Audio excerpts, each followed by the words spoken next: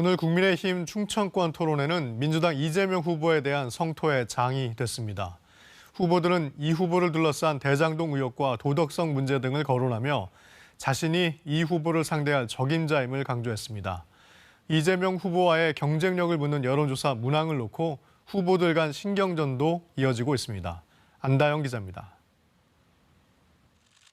지난 며칠 동안 서로 간의 거친 공방을 의식한 듯 서로를 향한 네거티브는 없었습니다. 대신 최대 쟁점은 민주당 이재명 후보를 누가 어떻게 이길 수 있는지였습니다. 이재명 지사는 전 국민이 알다시피 저 품행 제로입니다. 그래서 그건 도덕성 문제를 거론을 안 할 수가 없겠죠. 특수조로서의 정신이 끝까지 있다면 절대로 이런 대장동 같은 일은 생길 수가 없습니다. 이미 특권 측에 편입이 된 사람입니다. 이재명 후보의 대표 공약 기본소득에 대한 비판도 이어졌습니다.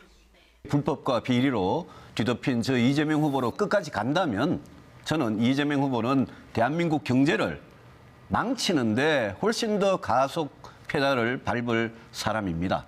기본소득은 돈을 뿌리는 것이고 미래 세대의 기회를 훔치고 파괴하는 것이다.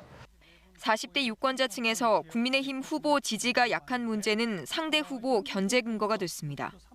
40대들에게 물어봤을 때 국민의힘 후보들은 왕처럼 굴어서 싫다. 어떻게 극복하시겠습니까? 제가 왕처럼 굴었는지는 모르겠습니다.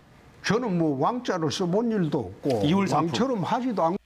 이재명 후보에 대한 경쟁력은 다음 주 경선 여론조사에서도 묻게 되는데 구체적인 문항을 두고 신경전이 치열합니다.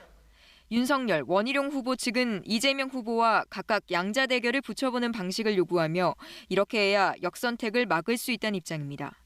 반면 홍준표, 유승민 후보 측은 그렇게 하면 변별력이 없다고 보고 넷 중에 누가 나을지 사지선다 방식을 선호합니다. 국민의힘 선관위는 내일 여론조사 문항을 최종 확정 지을 방침입니다. KBS 뉴스 안다영입니다.